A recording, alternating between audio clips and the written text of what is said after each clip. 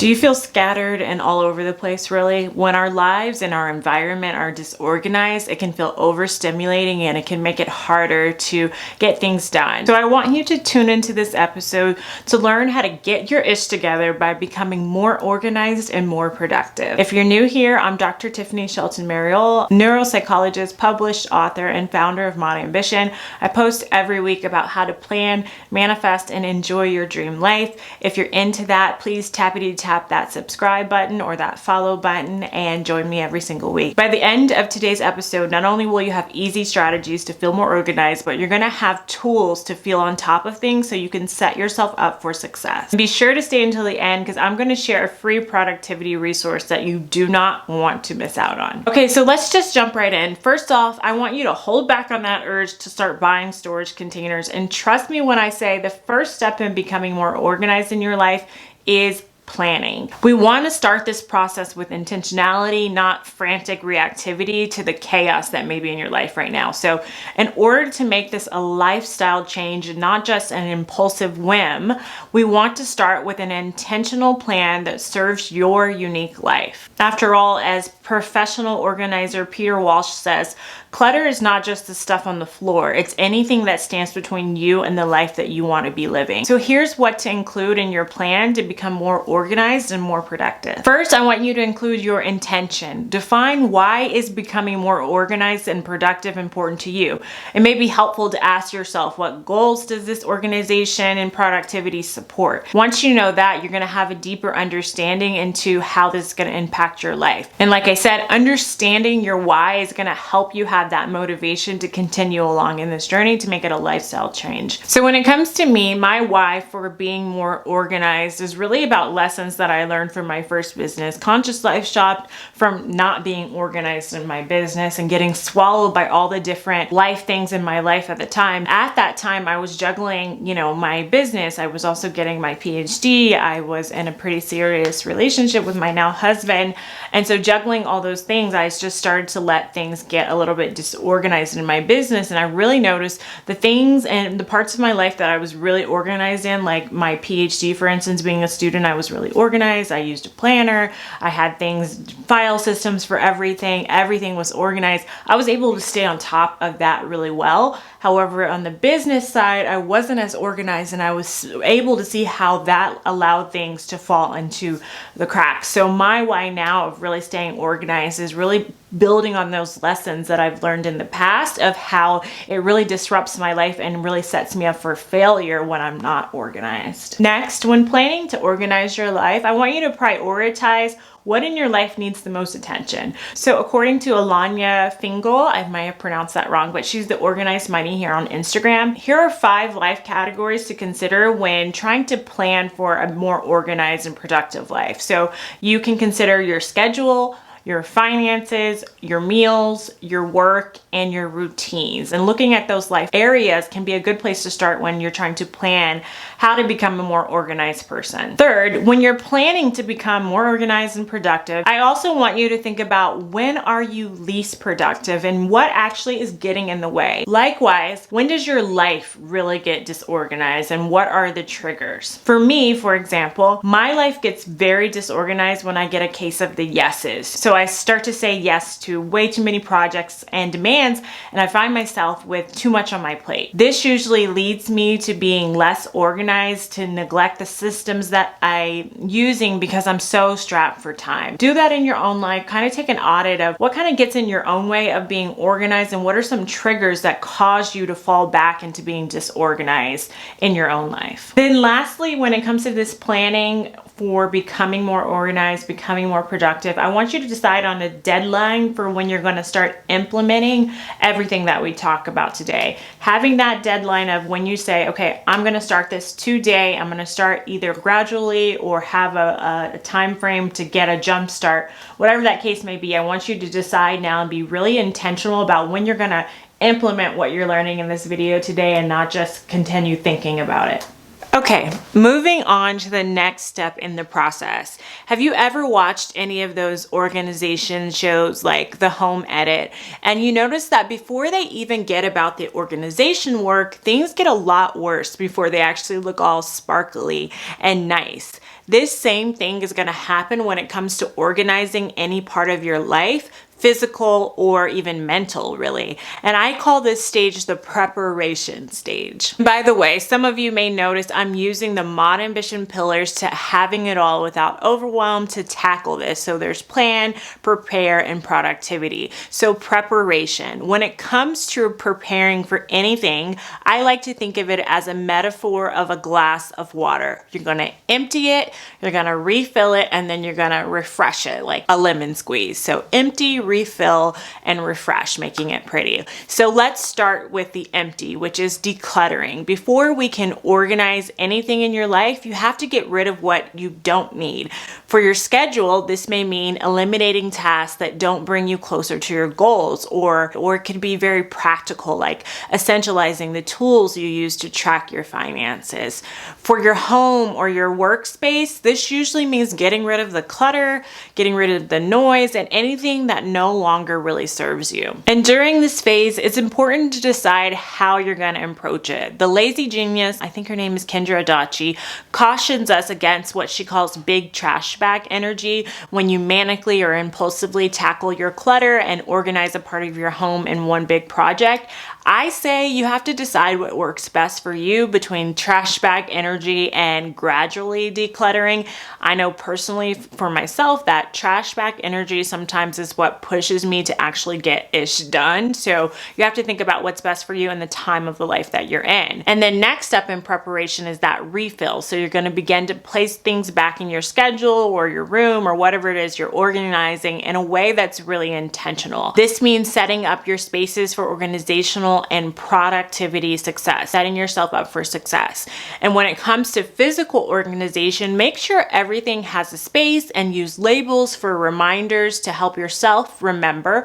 Also, to help those pesky family members that live with us and can sometimes mess up our organizations. This also helps you keep track of things. The National Association of Professional Organizers says we spend about a year of our lives, which is crazy, looking for items. So having a place for everything, labeling it is going to help keep up with those things. And I really like having a home for everything because it's an intentional way to truly appreciate the possessions you have. Marie Kondo said caring for your possessions is the best way to motivate them to support you, their owner. When you treat your belongings well, they will always respond in kind. I take time to ask myself occasionally whether the storage spaces I've set aside for them will make them happy. Storage, after all, is the sacred act of choosing a home for my belongings. We just love Marie Kondo, and I really love that quote.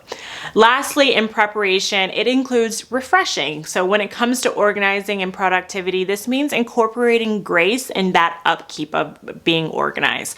I like to keep my upkeep as simple as possible by creating dump sections so I can be messily organized, what I call it, when I'm in a rush. This can mean brainstorming notes or folders for your mental things, or physically it can mean having dump sections and lots of baskets around your home. So for instance, we have sections in our home for cups. My husband is constantly drinking coffee or water, so we have a spot in the kitchen so I don't have cups all over my house. We also have a lot of baskets all over our house, and we use these baskets for items that you don't really have the energy to put away in the moment, but this way your home stays organized because there's different baskets that pertain to specific things like our hats or like sweaters, and it keeps the house looking tidy looking because things aren't all over the place and you know where to go to find something. If you're finding this information helpful, please smash that like button and be sure to subscribe or to follow. It really helps me to keep showing up to provide you the best information when it comes to planning, manifesting, and enjoying your dream life. So I really appreciate it. So let's move on to being more productive.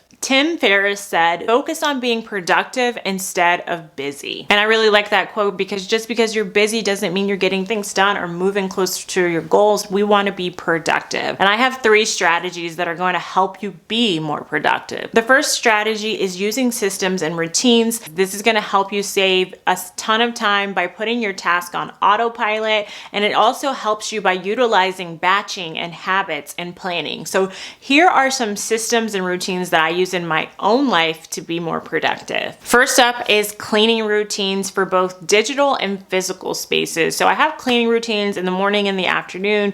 Right after my kids leave to go to daycare with my husband, I do a little a quick clean of my kitchen and my living room. And in the evenings after dinner time, I do the same thing, a little quick clean of like the spaces in the kitchen and the living room, as well as in the bedroom. And then on Sundays, I do kind of a deeper clean of vacuuming and organizing all the kind of bedrooms. I will say I also do get help. So we do have people that come and help us do like the deep cleaning. So I really have to just do the upkeep. I also have laundry routines. My husband helps a lot with this. So he largely puts all our clothes in the washer and dryer on Saturdays. And then I usually fold, and we have like a system of putting things away on Sundays. I also have systems for my learning. So I read a lot. I listen to a lot of podcasts. I consume a lot of content, constantly trying to become a better person. I also value learning. But it's like, what do you do with all this information to keep it organized? I have tried taking notes like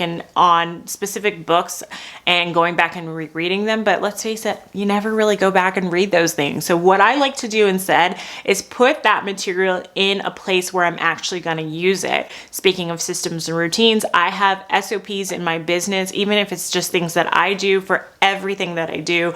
I use a lot of templates for my YouTube videos when I'm coming up with ideas and steps and all the information I want to provide in my videos. I have SOPs for my social media, for bookkeeping, all those things. So when I learn something, I go to the place where I'm actually going to reference when I'm doing that action. I also have what I call a mail day for my personal mail, and I'll talk a little bit about that when I talk to you about my business routines in just a second. But I think it's really important to mention having a routine for mail, because the average American gets 49,000, a little over 49,000 pieces of mail in a lifetime, and 1/3 of it is junk mail. And that can just be overwhelming, having so much paper coming at you. So really having a system, for me, it's part of my CEO day is what I call it. And like I mentioned, I also have business routines. Let me grab my planner and I can go through a list of my business routines. I am back with my Mod Ambition planner. Let me go to my business routine rate. What I like to track weekly though are my CEO days, what I call metrics that matter, or actually Sunny Lenarduzzi calls it that. And I check my YouTube metrics, I check my TikTok metrics, podcast, newsletter, Instagram, all my social media, Pinterest metrics. I also check now that I am back to having a business, my Shopify analytics. And then for Dream Life Academy, I check on how many referrals that I'm getting. I also do my bookkeeping on this day. And then, like I said, my mail. What I do as part of that monthly planning is any project management. I kind of look at if there's any launches that I need to plan, any projects that I need to plan, any course updates that I need to do to Dream Life Academy. Having a system for those kind of things is going to really keep you on track. Okay, so that's kind of an idea of how you can utilize systems and routines to be more productive. The second strategy is to use tools. You really have to learn how to get stuff out of your head if you want to 10x your productivity. Here's some tools you can consider using to really implement this strategy. You can think about using a paper planner. Like I said, I use digital calendars, but I also use my Mod Ambition planner to strategize and stay on top of my goals, so I don't have to have that in my head. Helps me really prioritize and focus, which I'm going to talk about, and stay on top of my goals. Some other tools that you can use to stay productive are Evernote to organize your notes and articles, Trello or Asana or Monday.com to manage your projects, Google Drive to manage, well, everything. I'm really at a space right now in my business that I'm trying to get everything on Google Drive, because having like a Trello and things on iCloud, that gets really confusing, and I know I can just go to one space. So anything that I kind of thought about before as like this would be Trello and different boards, I really realized that could just be an Excel sheet. Other apps that people like that I hear about are Todoist. I don't use this, but I've heard good things about it. Using it. Apple Notes is really helpful just because it's so easy. I also like to use my photo albums in my photo app app. So anytime like I'm filming around and you just have those clips in your phone, but you may not be posting it right then and there, I add it to the album for TikTok later. And then I also use Google Photos to back up all of the photos in my phone. If you have an iPhone, I have an iPhone 14 Pro Max, and I still get alerts that my storage is about to be full. So what I go through and do is just delete all the videos on my phone. And I don't worry because I know they're all backed up on my Google Photos. Lastly, when it comes to productivity, I definitely want to mention time management and time acceptance are going to be two key things to help you be way more efficient. Learning to focus is going to be your best friend. I have written a book about this called 5-Minute Focus. Here are some things that you might want to do to help you focus better. Firstly, consider batching tasks and avoiding task switching. When we have to switch back from task to task, that getting started and stopping things really waste a lot of time. So the more you can batch like tasks together, I have different batch days for the work that I do. That has been really helpful for me, and just having a mindset of like, how can I get all those little things that go together done when I'm thinking about scheduling. Another helpful thing to do to manage your time is to use timers. We tend to fill up the time that we have for everything that you're doing, not only when you're time blocking in your planner, but also when you're just working. Use a timer that's going to help you really get into the groove. Okay, I have 50 minutes for this. How can I get everything done? And it helps you say, okay, maybe I don't have time to scroll right now on my phone. Maybe I don't have time to check that email. That can wait till I get things done that I'm working on right now. You can also eliminate distractions when it comes to focusing. Put your phone away from you when you're working. That is going to probably 10x your productivity. I know it does mine. Mindfulness, which mindfulness is just the practice of constantly bringing yourself back to the present moment while you're working. And then another key aspect of time management is prioritizing. An article in medium.com states, the power of priority is about putting first things first, second things second, and so on. It's about aligning with your daily activities and tasks with your values. You really have to decide what is your highest priorities and have the courage, pleasantly, smilingly, non-apologetically, to say no to the other things. So when it comes to prioritizing, I do have a couple of tools that you might find useful. First, there is the Eisenhower matrix, which I will put an image here on the screen. Essentially, it helps you consider what's urgent and what's most important and what to do in each situation when you are figuring out what to do first. Another thing that you can do is name your top 3 priorities for that day. This is going to help you at the top of the morning, or if you plan the day before, really keen your brain on what it is that you need to focus on so you don't get distracted. And then lastly, when it comes to priorities, you want to eat that frog.